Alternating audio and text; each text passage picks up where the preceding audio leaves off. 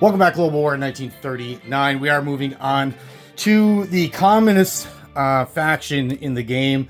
So this would consist of Communist China, CCP, and the Soviet Union or Russia. Now, these are in turn sequence.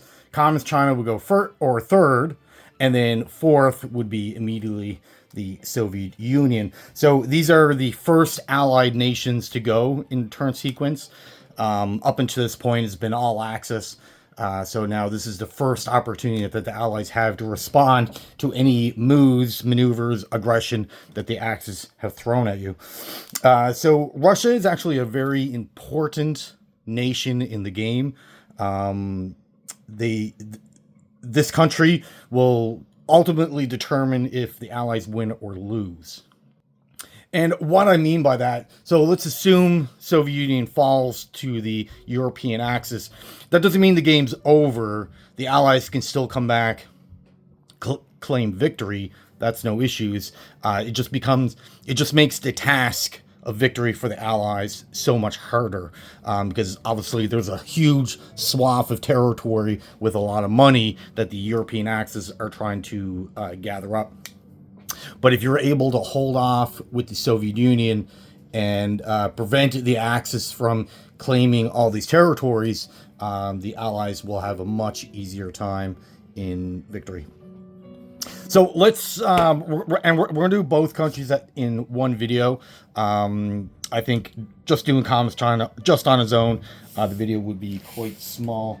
So let's take a look at Communist China first. Then we'll move on to the Russians. Communist China. So as you can tell, their territorial starting position is not the greatest.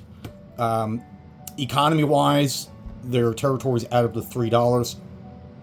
This is technically their capital, but this is their most important territory for a couple of reasons. Well, the biggest reason it's worth $2. If you lose this and you only have one, if you're only collecting $1, it makes your life a lot harder. And it's on the border with the Japanese, so they can strike out. Now, in setup, you'll have a small standing army here and here. I would highly suggest. Now, you probably won't get attacked by the Japanese. They can attack you on round one, but I don't see that too often unless you're going up against a super aggressive Japanese player. But typically, on your first move, you'll take whatever forces you have here, stack them up here, and set yourself up in a defensive posture, waiting to strike out, to gain new lands, accrue more money, different stuff like that. But that'll probably be your typical first move. Sometimes these two territories are empty, so you could claim them on round one. But if you do that, expect a strike back, and you'll probably lose this. So to gain both, even if you send in one infantry, you're going to lose $6 worth of equipment to gain $2 for one round. I'm not sure if it's worth it, unless your purpose to do this is not really to gain money versus material lost, but just to be a thorn on the Japanese side. That would probably be the reason why you would do that. But economically, you're losing 6 to gain 2. Now, for the political situation for the Communist China, it's pretty simple. You start the game at war. You're one of few nations that actually start the game at war. Out of the European Axis, actually everything in Europe is at peace at the beginning of the game, and then Germany does the thing, kicks everything off. But you do start the game at war. You have an alliance, a soft alliance, with the KMT, so regular China. Technically, you're kind of at war, but you signed an agreement before the game started that you wouldn't fight each other. So you're not aligned. Yes, technically, Communist China is on the Allied side, but you can really think of both communist nations as their own separate faction. That's how I view them, but technically they are on the Allied side. For special rules, they have a couple. So decentralized military. The CCP does not use ICs or military bases, so you don't start with any factories. Basically, that's what that says. And you can't build any. And is able to place new units, infantry or cavalry, in CCP-controlled territories in Asia, but not in territory that it was liberated the same turn. So, meaning when you place new units that say you're on the purchase phase and then you're on the place new units phase, you have to put in territories that you own at the beginning of your turn.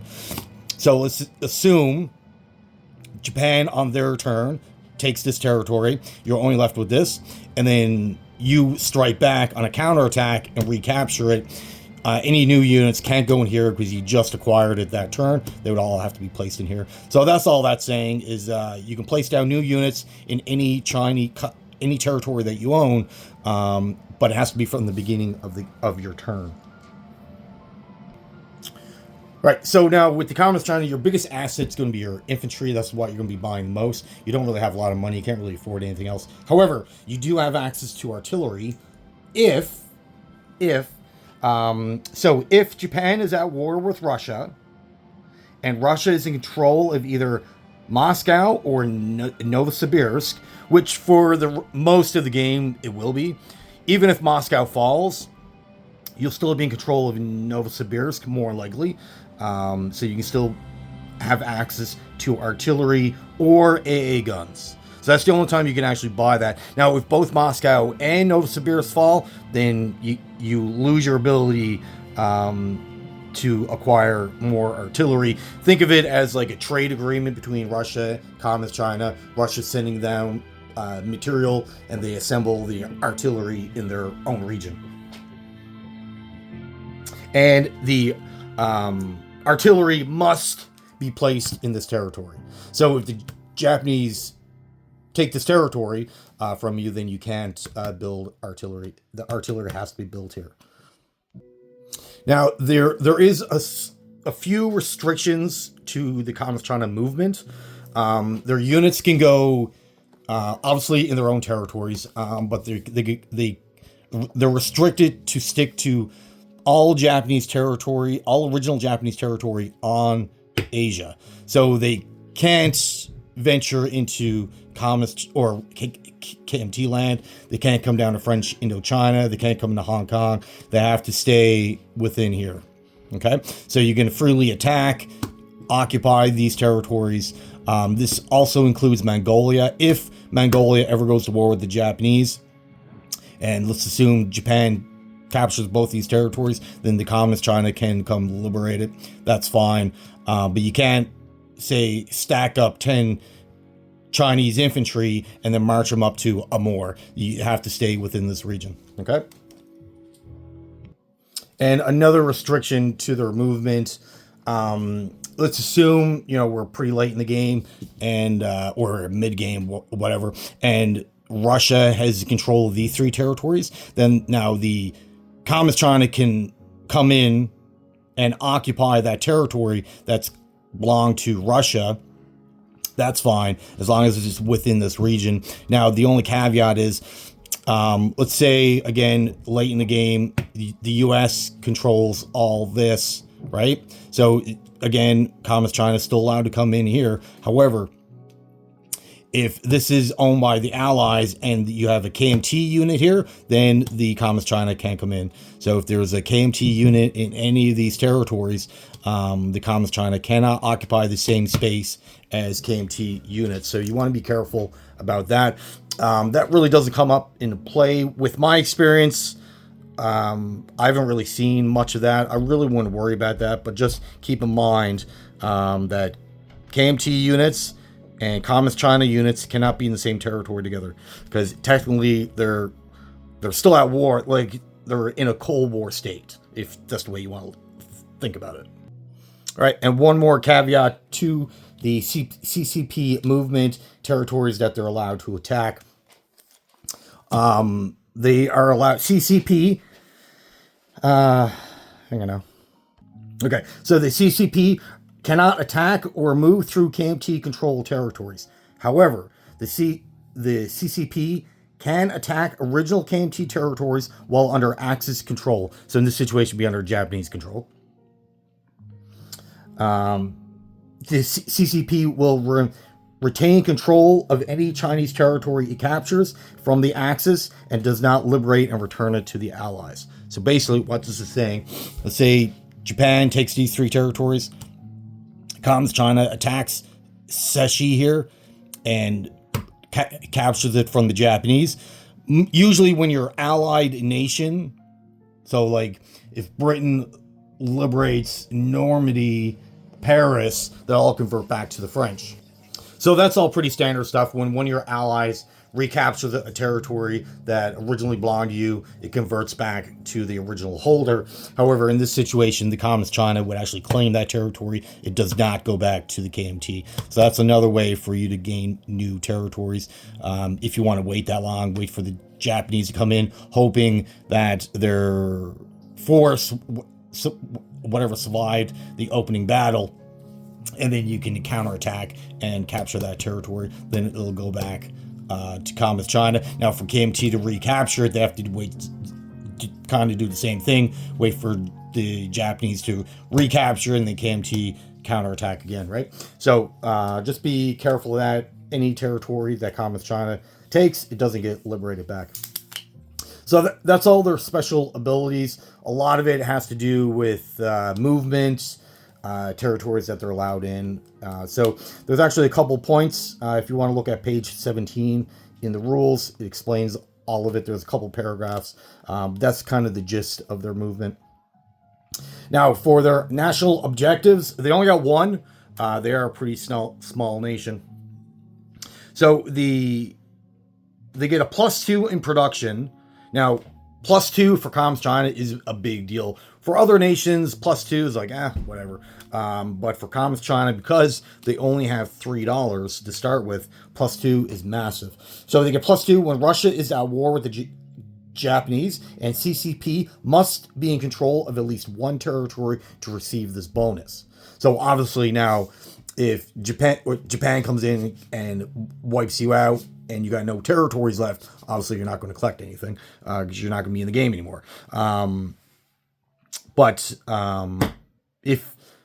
even if you hold one territory, you're collecting whatever amount of dollars with the territory you do have on the map, you will get a +2 in production. So you, as a CCP player, you kind of want Russia to go to war with the Japanese just so you can get that bonus.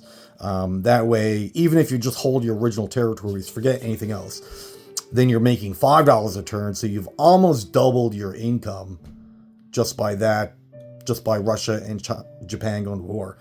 So that's a pretty big deal. And then you can start buying artillery, because otherwise you'd have to save and you get 1 artillery in 2 turns. Like, that's not really that great. This way you can buy at least 1 artillery piece, save $1. The next turn buy 2 infantry, and just continue to follow that loop. Or if you capture another territory, then you'll be up to $6. Then you can just continuously pop out 2 infantry a turn, which is a big deal.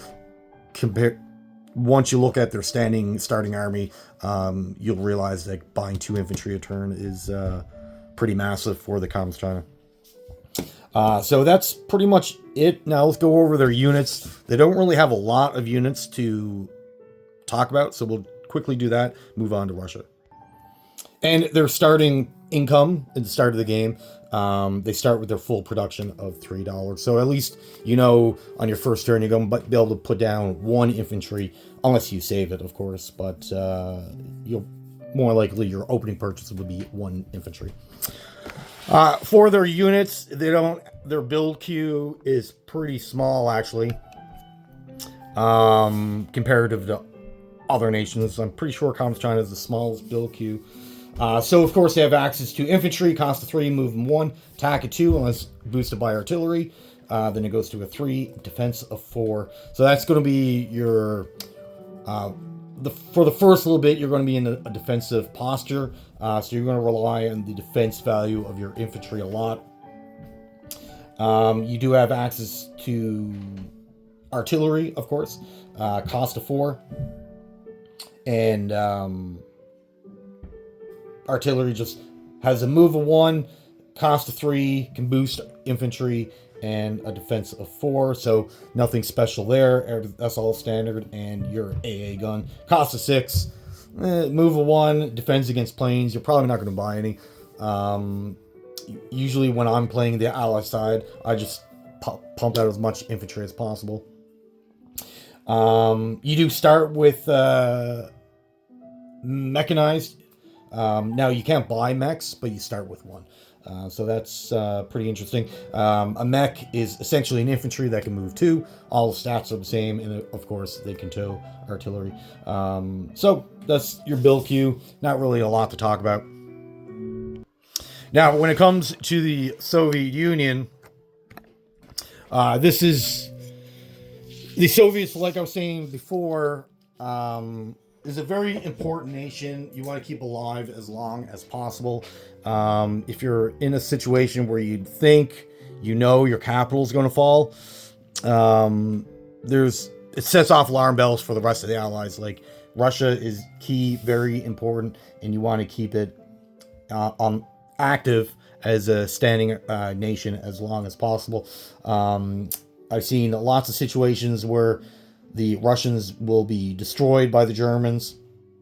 However, I've also seen situations where the Germans completely fail. Bad dice, bad tactics, whatever the case may be. But you want to keep Russia alive as long as you possibly can. And so, you can see from the territories, like, this is a lot of money to be giving up to the Axis, right? Right, so for the political situation in the game, they have a pretty unique one to a degree. They start the game neutral, so they're not at war with anyone. They're not even thinking about a war, because if you remember from this moment in history, their leader just purged a big chunk of their generals, colonels, like their high ranking officers in their army. They just purged a bunch of them. So their army is like a little demoralized. It's not the strongest that it could have been in that time frame. So they're neutral. They cannot declare war unless they're at their full production, and we'll get more on that in a second. But just know that you as the Russian player, you cannot declare war on European countries. Okay?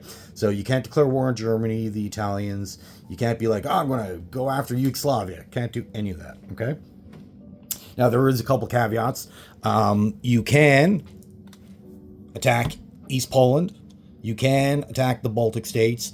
And you can go to war with Finland only. Okay? Now, there is a caveat with Poland. Now, I really want to worry about this rule. This only triggers off if you choose not to attack Eastern Poland. But there's no reason why you wouldn't. Right? There's no real sound tactic to leave this alone. You have a sizable army here. You have a couple infantry here. You have a decent air force between these two territories. You have a fighter down here. You have a bunch of tanks, a bunch of equipment here. Like, there's no reason why you wouldn't attack Eastern Poland, okay?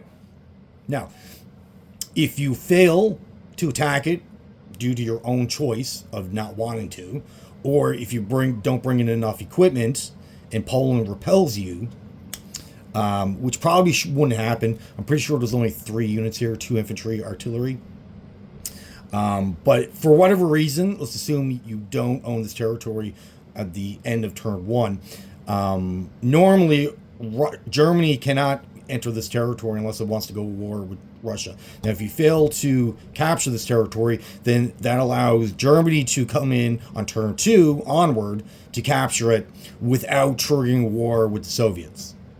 Okay? So it's kind of important that you take this. And there's other reasons why you want this, and we'll get into that in a second. So Germany can come in round 2. You're not going to declare war. Now, there's a couple ways for war between Germany and Russia to trigger off. So the a couple different ways. Once, let's assume you take out both these territories as the Russian player. If Germany attacks these two territories, and once you capture, this is considered Soviet territory. If Germany comes in, or Italy, that will trigger off war, obviously, because it's attacking your territory, attacking your forces. If Germany declares war on Turkey before going to war with the Soviet Union, that will escalate or put you at a state of war with the Axis. If in Sea Zone 43, if any Axis warships show up here, Romania and Bulgaria both have factories, so Germany can, I don't know why they would, but they can put warships in here. So that would trigger or put you at a state of war. And then, of course, the big one is when Germany outright declares war and invades multiple territories and fights your armies. Obviously, that will put you at a state of war. Another way, there is a strategy that Germany could potentially take out London on turn 1. I wouldn't advise doing it, but there is an opening to do that. Now, if Germany captures or any land territory on the UK, so that would include Scotland, Liverpool, London, any of these 3 territories, that would automatically put you at a state of war with the Germans. But I really wouldn't worry about that. Usually the way war between Russia and Germany trigger off is when Germany just outright declares war on you and they start invading multiple territories. That's usually, but if they do happen to declare war on Turkey, for example, put a ship in Sea Zone 43, go after London. That's the other ways you can go to war. Now, another caveat with the Russians is that pre-war, like when you're building your economy, maneuvering your forces, you cannot annex pro-Allied territories. Usually, if a territory is pro-whatever side, that side can freely annex that territory, like Germany coming into Hungary, Britain coming into Greece, whatever. Russia cannot do that. And the best example, or the only real viable access they have to neutrals, would be Iran. Now, normally what you'll see the FEC activate this territory and activate these the turn after, something like that. But Russia cannot come down and activate Iran, Iran, any of these territories until they're at war, right? So pre-war, you cannot activate any pro-Allied nations. So you just want to be mindful of that. So if you're trying to figure out strategies when you're trying to learn the game, and you see a pro-Allied territory, just know you can't go in there. You have to stick within your own borders, okay? And when it comes to China, even though Communist China is technically your ally, you cannot move units into China, any Chinese territory, until you're at war with the Japanese. So again, it's just going back to, you have to stick within your original territory. Pre-war. This is all pre-war, and the only caveat or the only exceptions would be Baltic states, Eastern Poland, and Finland. Okay. All right. So with their special rules, now that we got their political situation out of the way, you got an idea of what you can, where you can move, and stuff like that. So their special rules, they have a number of them actually. 1, 2, 3. Yeah, they got about 5. Some are good, some are you like their special rules are like it's a rule that's always on. You just gotta wait for it to be triggered, and you wouldn't trigger it, your enemy would, and other things you would actually do yourself. So the prevention of communism under Stalin, units from non-communist ally nations are not permitted on Russian-controlled territory until either Leningrad, Stalingrad, Novosibirsk, or Moscow is under Axis control. So, which would consist of, obviously, Leningrad, Moscow, Stalingrad, Novosibirsk. So, what this is saying is that no other allied, Britain, US, KMT, whatever, or French, they're not allowed in Soviet-controlled territories. It's essentially Russia for Russia. until one of your major facilities is destroyed, and you kind of lift that policy and you're like, okay, we need help. So where you'll see this most often is over here. Let's assume, US got a couple bombers here, wherever, and the Japanese say they got 3 transports here, or some kind of navy that the bombers can reach, but they won't be able to return to where they came from. They still need a legal landing spot, so they'll fly in here, say with a movement of 5, and they only got 1 movement left. Then they'll jump into a more all-star stock, or if they had 2 movement left, they can come up here. That's where you'll see that most often come into play. You could see a trickle of, if FEC is doing extremely well, they can start maneuvering units up through Baku, Caucasus, help you out. But that's where you'll probably most likely see it. But you can't do that unless one of the major facilities falls. Now, if your cities are going to fall, expect it at, mid-game, turn 6 to 8. That's when Germany really makes a big push for Moscow, around that time frame. Leningrad, I've seen situations where Leningrad falls super early, others where it holds out. Depends on what your strategy is, where you maneuver your forces, obviously. But just keep in mind, no other allied units are allowed in Russia-controlled territories unless one of those 4 territories are captured. Call to arms. The call to arms is a big deal. Don't forget about this. And it's an easy one to forget. Call to arms. On the round that Germany attacks Russia, so whenever Germany does their unprovoked attack into Russia, captures a bunch of territory, potentially wipes out one of your armies, for that round only, Russian infantry are reduced to 2 IPP instead of the normal 3. Now, past the opening combat round, and then every round after, your cost goes back to 3, so normal. And obviously, Germany attacking you, you're at 3. But the round that Germany attacks you, all your infantry costs $2 instead of 3. That is a big deal. Like, that's massive. So you can get 5 infantry for $10 instead of the normal cost. Like, it greatly reduces what you have to spend to get for the amount of units that you get. So don't forget about that. Defense of the motherland. On the round axis, first control any territory adjacent to Moscow. The bill limit in Moscow is increased to 15, and you immediately get 3 free infantry in Moscow. So normally you have a major facility here. You can your max you could buy is 10 units, so 10 infantry, 10 tanks, whatever. The max you can buy is 10 units here. Now, and this ability is only for 1 round, so it doesn't continue on multiple rounds. It's the first round that Germany either enters, captures any of these territories surrounding Moscow. More likely, it's going to be one of these 3.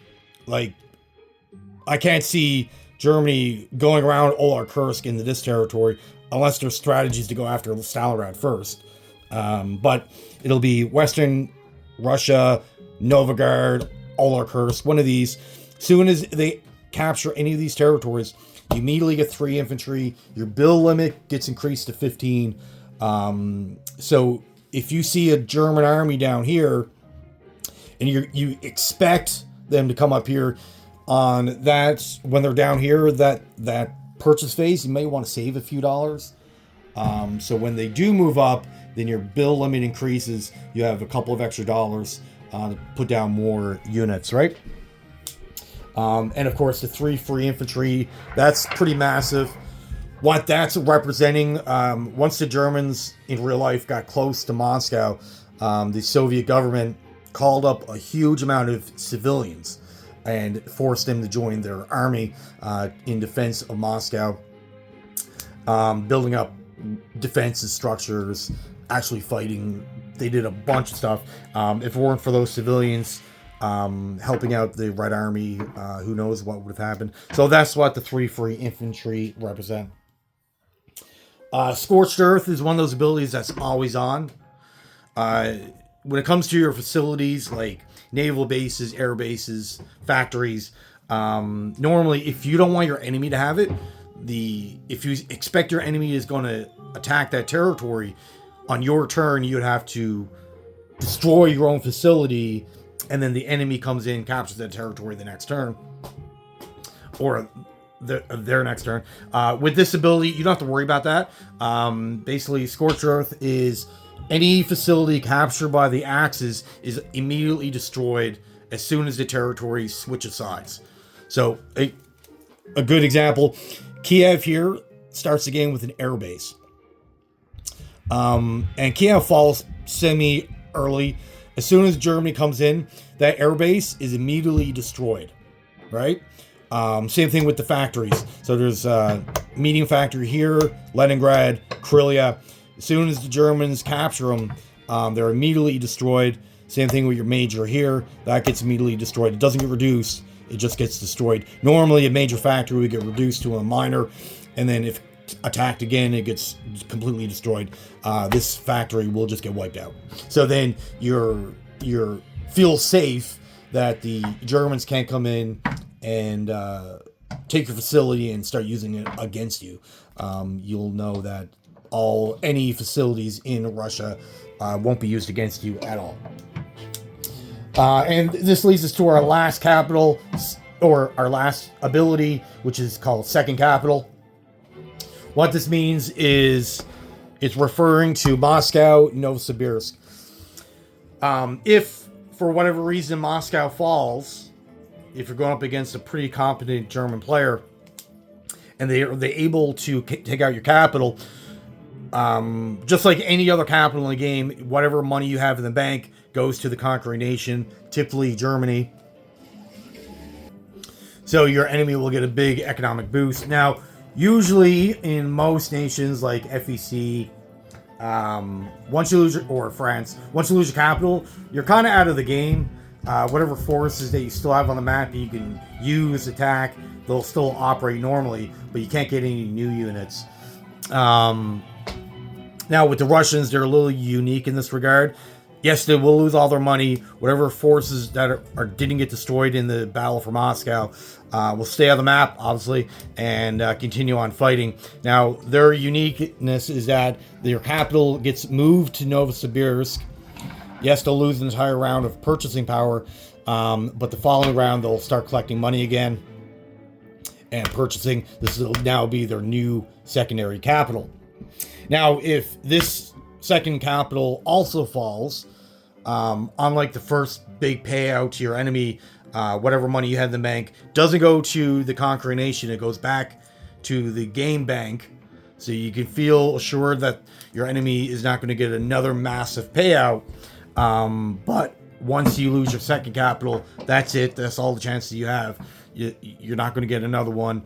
And your whatever forces remain after that point, which will probably be very few, I would imagine.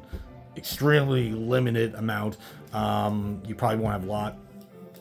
But anything left will still continue on fighting, but you won't be able to collect any income. You won't be able to produce any new units. You'll be essentially a partisan fighting force at that point. So that's how all that works. So having the ability of a second capital is pretty great. Gives you that peace of mind that you can continue on fighting. And Novosibirsk is pretty far away. Like if, say, Germany does capture this with a sizable, still got a sizable army, still 1, 2, 3, you can rest assured you'll have at least minimum 3 turns to purchase new units to rebuild in Novosibirsk to continue on fighting. And now, if you lose both, the only way to really get back into the game is to recapture Moscow to start getting more money to produce more units. Now, the likelihood of you losing Moscow and then 3 to 6 turns later you lose Novosibirsk, the likelihood of coming back from that and recapturing Moscow, I wouldn't bank on it. I wouldn't expect it. Unless they're getting a lot of help from the British, from the Americans. I really wouldn't worry too much about that. Your biggest thing you can start crying out for is to get America to lend lease you money. But we'll get more of that on the America turn. When it comes to national objectives, they actually got 4, and they're all pretty sizable. Some nations' national objectives only bank them $1 extra or $3 extra, whatever. They're all sizable 5s and 6s, so that's a pretty big deal. Russia will get a +6 if in control of Helsinki, which is Finland. So if they're able to capture that, they'll get a +6. So an extra 2 free infantry, why not? +5 if Russia is in control of both Eastern Poland and the Baltic states. Now, this is where we were talking about Eastern Poland before. This is where this really comes into play. You want these territories on turn 1. You'll start collecting an extra 5 plus the $3 from the territories. So that's a +8. There's no reason why you wouldn't. +8 is an extra 2 artillery every turn. That if you don't take this out, then you're making yourself weaker for no reason. Take it out. Get the +5. +5 production if Russia solely and jointly is in control of the Middle East, the 4 Middle Eastern territories of Iraq, Iran, Southern Iran, and Iran. So this is the pro-allied Iran plus Iraq. If Russia controls, and they don't even need to control all of it, they just need to control one of these 4 territories, and another allied nation needs to control the rest. So all this needs to be under allied control of one nation or the other. It doesn't matter. You can have 4 different allied nations in here if you want it. But Russia would need to control at least one or all 4, and they'll get a +5.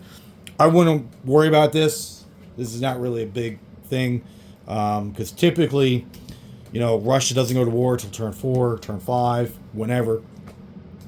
Sometimes I've seen it get pushed to turn 6, but expect to turn 4, turn 5 at the latest.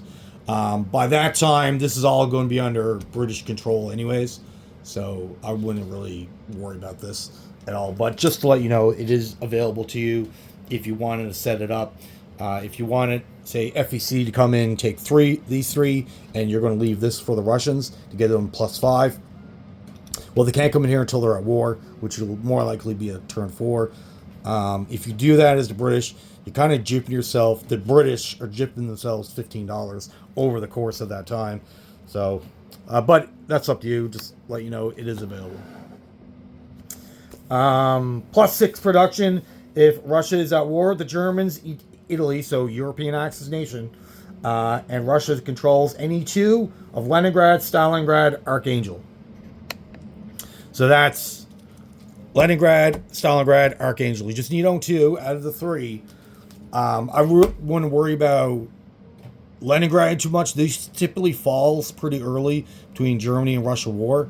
But Stalingrad and Archangel are obviously a lot easier to defend because they're naturally further away from the Germans, so it takes them a lot longer to get into for the Germans to actually capture it. But that'll give you a +6. So if you think about it, if you can get Helsinki, now your +5 from these will be turned off, and that's just because they're on the border of Germany. Germany's going to attack this pretty early. But if you're able to get Helsinki, Archangel, Stalingrad, keep those 3 territories for a number of turns, that's a +12. Like that's a big deal. Take advantage of it, right? So that's your extra ways of getting extra money. Speaking of money, let's get into how they collect money per round, how their economy actually operates.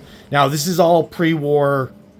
How all this works. Once you're at war, your production is obviously to the max, and you'll collect money like any other nation would. You just count up your territories that you own, and that's the money that you get plus any bonuses, whatever. Now, pre-war, your starting income is $15. That's what you have to start the game. Your typical purchase will be 5 infantry. There's other things you can do with it. Of course, you can buy whatever you want, but more likely you'll see the Russian player build up infantry. They'll get 5 of them. And then at that point, your income resets to 0. Now, you got to fully understand that. I've come across players, or talking to various people, and they think after their opening purchase, their income starts at 15 because that's what they started the game with. No, that's not the case. You go back to 0. Okay, so you start at 0, and then every round, again pre-war, you're going to roll 2 d12s. Okay, and the result of that die roll, that's your income for the following turn. So if you get a really good roll, say 2 12s, fair amount of money you can spend. That's pretty decent. But if you roll 2 1s, you're not probably going to buy a lot the next round. Now, this is accumulative, and the goal that you're reaching for is 48. Once you hit 48 in your production from the die rolls, then you're able to declare war at that point against Germany, Italy, whatever, right? But before you hit the 48, you're not allowed to go to war with any European axis. I stress European axis, okay? So how this actually works, so you got your 15, you spent it, did whatever with it. This is the end of turn 1, you collect the income phase, you roll the dice, you got a 5 and a 12, not too bad. And then the following, so you'll mark that off on your production chart, you're at 17. The following turn, again, collect income, so it's now turn 2. Roll the dice again. You got 2 11s. Perfect. So that 22 will be added to the 17, and you continue on like this. Turn 3, you got a 7 and a 5. So all that gets accumulated until you reach your 48. Now, any territory outside of Russian control territory, meaning East Poland, Baltic states, does not count towards the 48. Okay? Think of them as 2 separate money pools. So you'll roll the dice, you'll collect whatever, that accumulates up to 48. But any additional territories that you have, you'll just collect. So meaning end of turn 1, you'll collect $2, collect $1 plus the 5, so you're at 8. And for turn 1, you got a 9 and a 4, you'll collect that as well. Okay? Now, it's also important to understand you're trying to get to 48 from the die rolls alone. The $8 you collect from this doesn't count towards reaching 48. So you got to keep them separate, okay?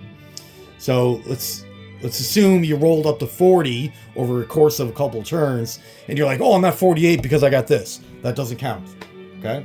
So it's very important that you understand that. If you don't follow that instructions properly, and there's on page 18, there's a couple paragraphs explaining all this. So highly recommend read it, fully understand it, because if you don't follow correctly, you'll mess up the entire dynamic of the game, and your game won't operate as smoothly as it should, or you won't get the full experience as the game is intended. Okay, so now let's get into the Finnish War. This is another exception that Russia has. So obviously we talked over Poland, Baltic states are allowed in there. Now, historically, Russia and Finland went to war before Russia and the European Axis went to war. So how this is represented, Finland and Russia's allowed to go declare war on Finland only. This won't interrupt the peace that you have with the European Axis. So, and it includes all 3 Finnish territories. Also includes Sea Zone 20 and 19. So any kind of warships you have in here, all this is free to be attacked. Obviously, the Finns and whatever German units are up here, obviously going to defend themselves. So you're allowed to fight each other. So there is a viable strategy that pre-war, Russia sends a sizable army up here in the attempt to capture Finland. They'll get the +6, +$3. So that's an extra $9 per turn. Again, it won't count towards your die rolls and reaching your 48. But you'll get some more extra money, get extra units. Like if you're able to take out all of Finland, that's the 3 extra infantry that you normally wouldn't be able to buy, or a tank in the infantry, or whatever you want. And Germany or Finland is allowed to attack you back. So it's not just like you got a free ride up here. This is a full-on war, and all normal rules apply. You just have to stick within this region. If you're going to go up there, you want to be careful.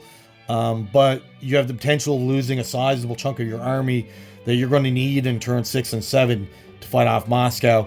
So you have to calculate that those favors out. Do you think you can take out Finland early and quickly and gain enough money to replace whatever losses that you had? So if you go up there and lose 9 infantry over the course of all 3 territories, then you're going to need, 3 turns to replace those, right? So you're not really gaining. Now, the biggest benefit is that you eliminate a northern attack from Germany whenever they go into Russia. So then, if this is all under Russian control, then the attack is coming from central or south. But if you leave this alone, then you're giving Germany the potential of hitting Leningrad right away. And you have 2 medium factories here. That could be pretty devastating to the Russian player. So you got to weigh that out. Is it worth going into Finland right away, or is it worth just holding off? I'll leave that for you to discover. But me personally, when I'm playing Russia, I like to take out Finland. I believe it's worth it. But if you start losing too many infantry, you won't have enough time to replace them before the actual war starts, right? So just keep that in mind. So that's all Russia's abilities. Their political situation is pretty unique. Ways to gain extra money. Just fully understand. I can't stress that enough. Fully understand how they accumulate money pre-war. But once you're at war, let's assume you're at $33 from the die rolls and whatever extra territories that you have. Let's assume Russia declares war on you when you're at 33. You'll immediately jump up to your wartime economy of 48. So it's not like, the European Axis attacked you and then you still got to wait to get to 48. That's not the case. You'll automatically jump to your 48, so you don't have to worry about that. And then at that point, you'll produce money. You'll forget about the dice on your collect income phase, and you'll just collect income from your territories. Okay, so fully understand that. Can't stress it enough. Right, so let's talk about the Russian bill queue. A lot of their units are pretty standard. They have a couple unique units, but most of their units are standard, just like, and same axes as any other country on the map. So their production facilities, extremely standard, nothing out of the ordinary here. You don't have access to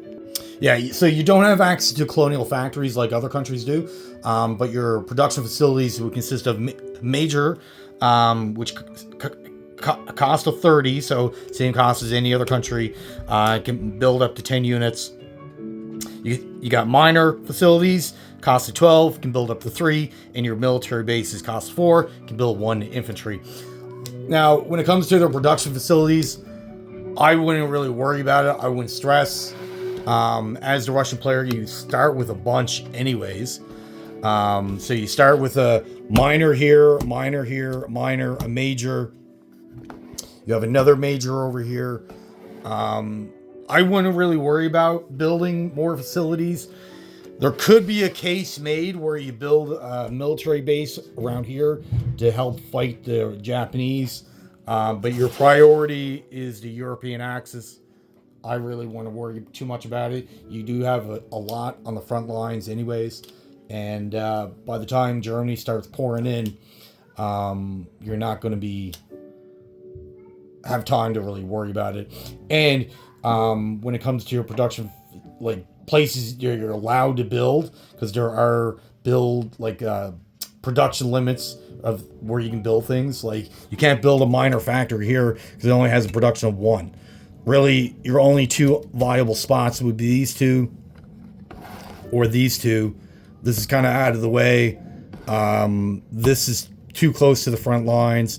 This gets captured usually pretty early, and you already have production facilities up here. So I wouldn't stress about it. You do have access to fortifications. Fortifications for the Russians are amazing. You rely on them. You start with a number of them. So you got one in here, Leningrad, Moscow, Stalingrad. You do have one over in Volstarstock. So the three here, the way they operate, they're just like a normal factory. If they get attacked from any direction, land or sea, they'll trigger off. You'll get all the bonuses. Your enemy will get all the negatives, like a normal fortification. Cost of 15. They increase up. Each fort increases up to 10 infantry by a +1 on the opening round of attack. Plus the fort gets 2 dice at 5. Past the opening round, then the fort goes away and there's no effect. So for the Russians, use it. There's certainly a case to be made to put a second fort in Moscow. Because let's say the Germans own all this, they got a massive army here, and you got a massive defensive army. So say you got 30 infantry, well, only 10 of them are going to get boosted. You put down a second fort, now you got another 10 that's going to get boosted, right? But the penalties that your enemies get don't stack. So just because you got 2 forts doesn't mean your enemies will get the double negative. You'll just get the double positive, right? Make sense? Now the fort over here, Volstarstock, that's a directional fort, meaning it's only on the coastline. So if the Japanese attack it via transports, that's when it'll trigger. But if they attack it through Manchuria, or say Japanese owns Amur, it comes down, more likely the attack will come from here. Then it doesn't trigger because it's by land. So it's directional. Just keep that in mind. Just because you got a fort there doesn't mean you're defending the entire territory. It's only on the coastline, so only via transport will it take effect. Okay? So if you're the Japanese player, there's ways to get around that fort, but these 3 forts will trigger off no matter how they get attacked. Okay? Right, back to their facilities. Everything. They get coastal guns. You're probably never going to buy any. There could be a case to buy one in Volstarstock. If the Japanese are planning on attacking via transport, but there's ways to get around it. They'll just attack through Manchuria and just bypass. It's kind of a waste of money, but you still have access to it. Cost of 3 dice at 3 to defend. You have AA guns like any other country. Defense against airplanes. You got your airfields and your naval bases. You start with a bunch on the map as well. You probably ain't going to buy any of these, but your air bases give you a +1 to your Air Force and +1 to your Navy for your naval bases, and that's where you also repair capital ships. You start with 1 battleship, so if it gets damaged and you need to repair it, that's where you'll go to do that. But their facilities are all super standard. When it comes to their army units, again, most of it's pretty standard. Infantry, standard infantry, just like any other nation. Cost of 3, movement of 1, attack of 2, defense of 4. Buy as many as you want. Elite Guard, cost of 3, movement of 1, attack of 2, defense of 4. And you can only ever buy 2 a turn. Now, it's got the same stats as an infantry, so why would you buy these? Well, on red Russian territories, so all your original starting territories, the elite guards get a +1 on attack and defense. That's massive.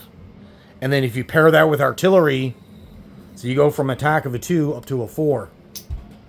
So you want to buy as many of these as you can. You don't ever buy 2 at a time, and there's no turn on lock. And keep them in your red territories. Great for defending your capital. Great for defending your secondary cities like Leningrad, Stalingrad. Keep them in red territories. You can use them in Finland if you want, but if you take them outside of your original territory, then they just operate like regular infantry and they don't get their bonuses. Certainly buy them. Soviet Airborne, cost of 4, movement of 1, attack of 3. So you're already getting a better attack value than normal infantry. Defense of 5. So your airborne units are amazing. Just like any other nation, the airborne units, they're all amazing. Buy as many as you can. Now you are limited to 3. So it's not like you can have like a boatload on the map. But buy as many as you can. Or that you're allowed. And put them in key defensive locations. That's where they'll shine for you. Cavalry, cost 4, movement of 2. Cavalry can blitz, just like tanks. So keep that in mind. You can only ever have 3 on the map, and they have a defense of 2. So defensively, they're not going to help you out, but their attack value of a 3 is pretty decent. But they do cost $1 extra comparative to the other infantry types. Mechanized infantry, essentially, they're normal infantry that can move 2 spaces. They do cost 4. You're spending the extra $1 for the extra movement. Buy as many as you want. Rocket launchers, these are like your this unit here. So it's technically an artillery class unit. Cost of 4, movement 2. You can only ever have 3 on the map. So you can't have a lot of them. But they are pretty decent. You get 2 dice per unit. So they have the potential of getting 2 hits for you. But they roll on a 2 or less on the D12. So your odds of hitting are not that great. But the potential of hitting 2 units for only your 1 is a big deal. Normal artillery. This unit here. Artillery will certainly help your offensive punch because they increase the attack value of infantry when paired 1-1. Can move 1 unless paired with a mech, which increases movement to 2. Attack of 3, defense of 4, buy as many as you want. Heavy artillery, they are expensive. They cost 6. They have movement of 1. They cannot be paired with mechs to increase their movement, so they'll only ever move 1 space. And you can only have 3 on the map at any given time. But there's no unlock turn, so you can buy them right away. But they are amazing on attack and defense to get 2 dice at 4. So, comparative to the rocket launchers, you're doubling your attack and defense power. Like, heavy artillery are amazing. And it is artillery class, so it does increase 1 infantry when paired 1-1. So, get these out as quickly. But they are pretty expensive at $6. So their armor class or their tanks. They do have a number of tanks that you can purchase. Technically, they got 4 types. This is tank destroyer. So they got 4 levels of tanks, which is pretty sizable. The Germans got 5, but other nations like Japan only got 3 types of tanks. So you got your light tank. Nothing special here. Cost of 5. Movement of 2. All tanks move 2, and they can all blitz. Okay. So cost of 5, pretty decent. It's not too expensive. It's not the cheapest unit you can buy, but it's not too expensive. Attack and defense of 4. Their attack value can be increased with a tactical bomber to a 5. Buy as many as you want. No unlock turn. Medium tanks cost 6. So for $1 extra, you'll increase your attack and defense value by 2 up to 6 comparative to the light tank. So for that $1 extra, I would prioritize medium tanks over light tanks. Now, if you just got an extra $5 and you don't want to buy an infantry or artillery, you want to spend all 5, that's when you'll get the light tank. But I would prioritize medium tanks. That $1 extra gives you a better bang for your buck. Defense and attack of a 6. Pretty amazing. KV-2s is your heavy tank. Movement of 2. You have an attack of 7. A defense of 8.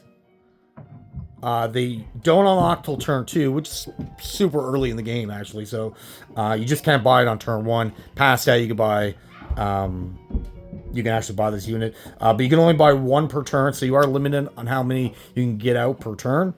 But their cost value is 6, same as the medium tank. So if you're on turn 2 onward, you're like, oh, I'm going to buy a medium tank. Make sure the first one's a KV2. Your attack and defense is way better. Super heavy tank. Again, cost 6. But there is a bit of a waiting game. They don't become unlocked till turn 8. And you can only ever buy one. So this would be like a later stages of the mid game. So you're approaching the late game at that point. You can only get one out at a time. But the cost of a 6, again, if you're still in the game by that point, and you still got your capital and you're still rolling, and you're like, oh, I'm going to buy a medium tank. Make sure the first one is a super heavy tank, and then the second one's a KV2, and then if you're buying third, that's when you'll get your medium tank. Defense and attack of an 8, unless it's paired with a tactical, then your attack value goes up to a 9. If you're rolling at an 8 or a 9, you're probably going to hit. So get these out, but you can only buy one at a time. Tank Destroyer, no unlock turn, but you can only buy 2 per turn. Again, cost 6. So once you start getting, the later stages of the game, get these guys out. If you're planning on buying tanks, right? But early game, get your medium tanks for sure. Tank Destroyers cost 6, move them to 2. Attack is 7. Attack is 7 for $6 is amazing. Can be paired with tacticals to get increased to an 8. But this is where they're kind of lackluster. They only defend out of 4. So defensively, they're not that great. So I would prioritize tanks because tanks have a better defense value. But if you're at some point, usually how the game usually plays out, the Axes go super strong and they're being super aggressive early. And then at some point, the game kind of flips. The allies start being aggressive. They're the ones going on attack, and the Axes go to a defensive posture. So the game kind of flips in that regard. That's when you'll want these tank destroyers on the map, when you're switching from defensive to attack abilities. So tank destroyers are important, but you can only ever buy 2. So this rounds out their... Oh, and they also have trains. The Russian train operates the same as the German train. They're just... Think of them as transports for land. You can only ever have 2. You start the game with 1, so you could buy a second one, but they're expensive at $9.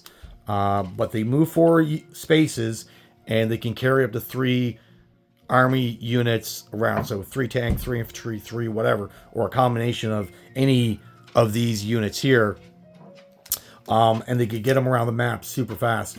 So if you're up here, now your train will start here, and you're like, well, I want guys to Moscow early to help defend it. Well, you're only 4 spaces away. You can get 3 infantry there super fast.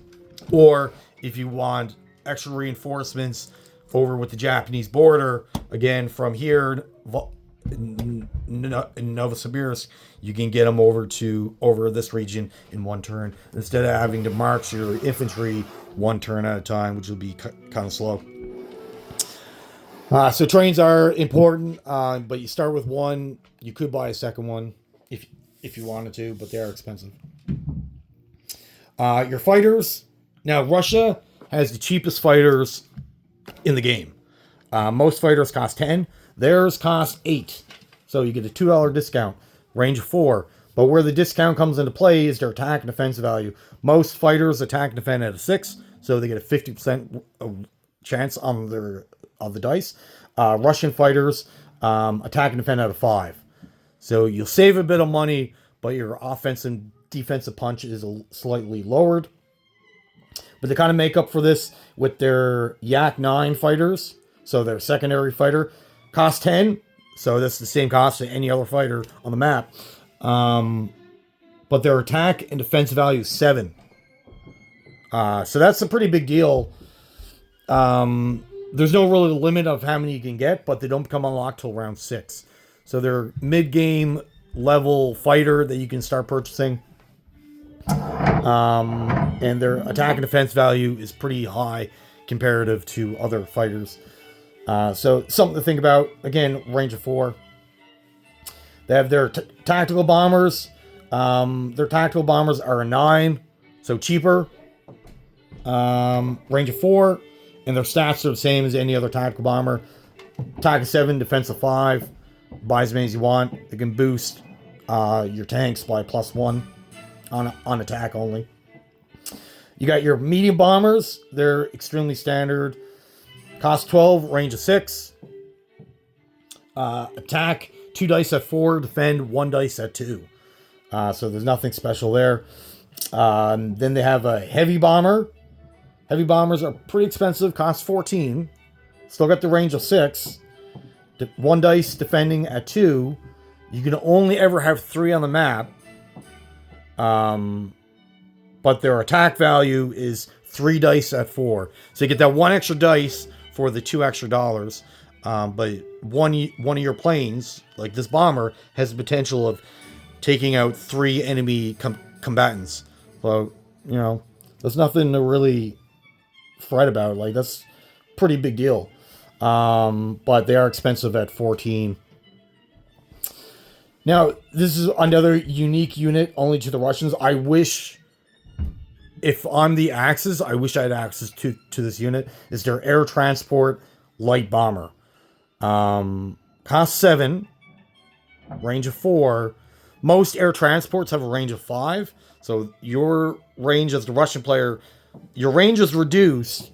But all air transports have no attack or defense value. Their sole purpose is to move infantry around quicker on the map. But yours can do that and still attack.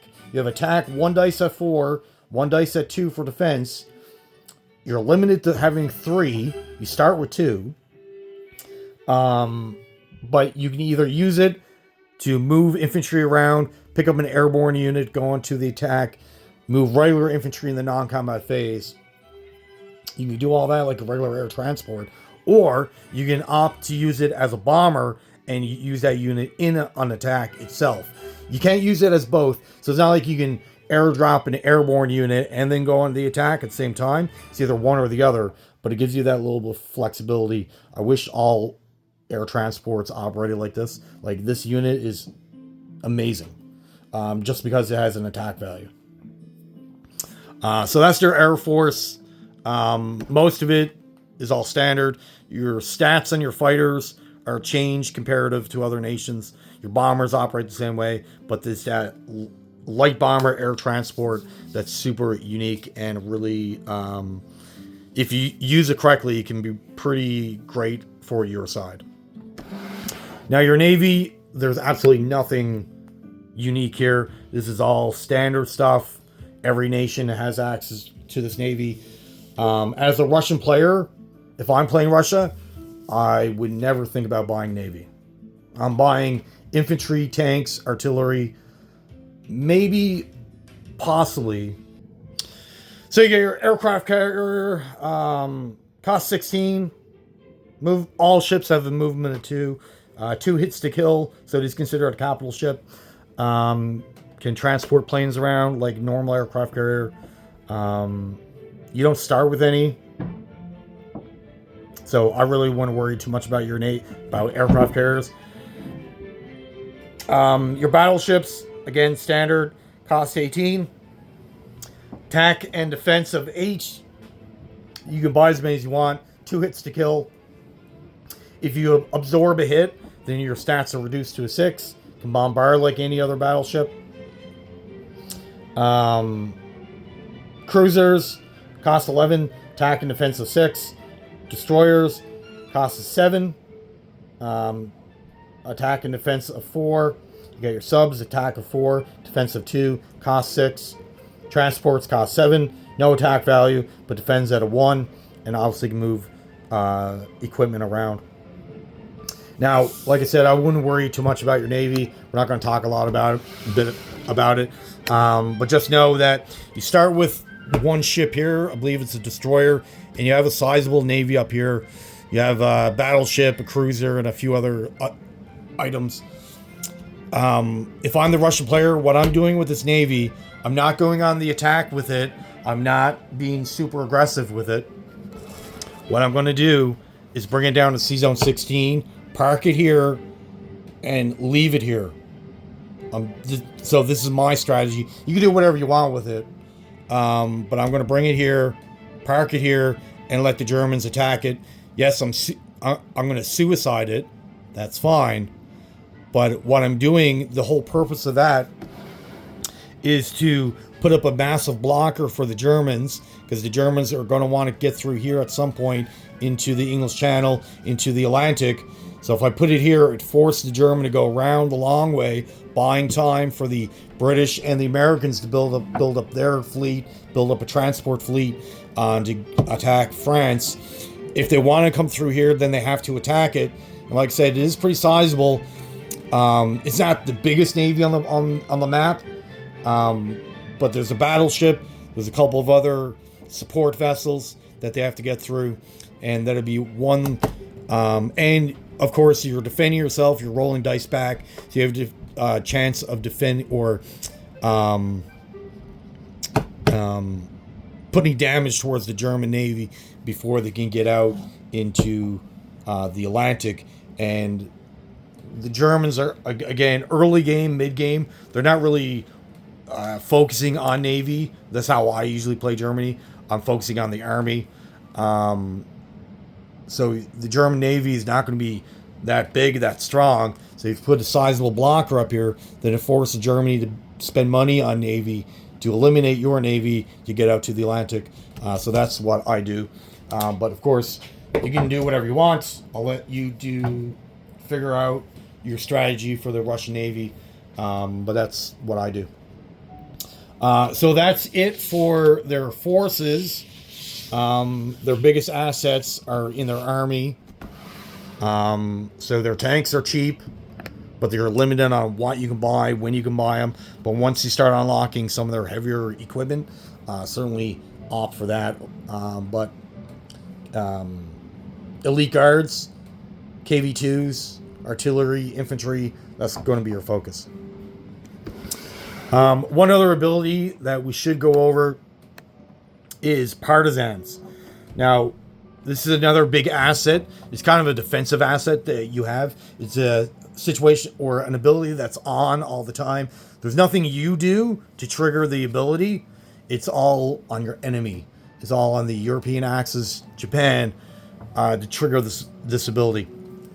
So, how it works is that Germany does its opening attack, attacks these 4 territories, does their secondary attack, comes into Kiev, Belarusia, Pskov, Crimea, takes out all this. Probably come into Smolensk, Olarkursk, eastern Ukraine at some point. So let's assume this is all German.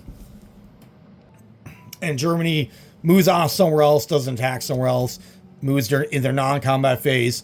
And let's assume they leave western Ukraine, Kiev, Belarusia empty for whatever reason. At that point, if at the end of the enemy turn, so Russia, Italy, Japanese, at the end of their turn, at the beginning of yours, if there's a Soviet red territory that is under enemy control, but it's empty, meaning there's no units in there, Air Force or Army, you'll immediately, a partisan will pop up. And what happens at that point is the partisan can't move, can't attack, but it will defend itself at a 2 or less. So your Germany, Italy, Japan, if they leave a territory vacant with their roundel on it, then the Russia will get a partisan. And if they leave it vacant again, 2 turns in a row, then a second partisan will pop up. At that point, both partisans will form together to give you 1 infantry in that territory. So, first partisan, next round, another partisan pops up. Then they form an infantry, and that acts as a normal infantry. It can attack, move, just like any other infantry. So Russia's getting it for free. Does take some time, and your enemy will have to kind of ignore it on the first round. And then that territory converts back to Russia. So it's a full-on infantry that pops up. You gain that territory back, and then Germany or Italy has to turn around and recapture it. It's a massive pain for the Germans. And what it also does, it kind of filters out their attacking army against you, because now they have to leave a unit behind in every territory. So for every territory that Germany, Italy captures, that's one less unit that they have to move on to attack another territory. So it's kind of a benefit for you. So it can be quite expensive for the Germans to have to leave infantry. They'll usually use infantry for this, or better yet for you, if they start using tanks to cover off these territories, just to prevent partisans. Like it's a pretty big deal. It's a big hindrance to the Axis and a big positive for you. So just make sure that you use that if you see a territory vacant. Okay. On another great news, if they start leaving multiple territories vacant, then you'll get a bunch of free infantry and you'll start recapturing your territories. You'll collect that income again. Your enemy won't. They got to turn around. It's a massive pain for the Axis. Good positive for you. Okay. All right, so that kind of rounds out Russia. We went over a bunch of their abilities, how you make extra money, their units. Most of their units are nothing out of the ordinary, but they do have a couple of unique ones that are really great. Partisan ability is great. Getting 15 units for one turn in Moscow is amazing. Get cheap infantry for at least one turn. So on that turn, save as much money as you can. And for that turn, just buy as many infantry as you can. Forget anything else. Infantry at $2, you'll be able to pump out a bunch of them all at once, and cause a lot of problems for Germany, right?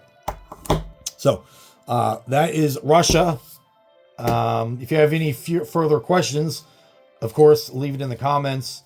Or if you feel I forgot anything, let me know in there and continue on. All right, well, thank you for watching. Have yourself a great day.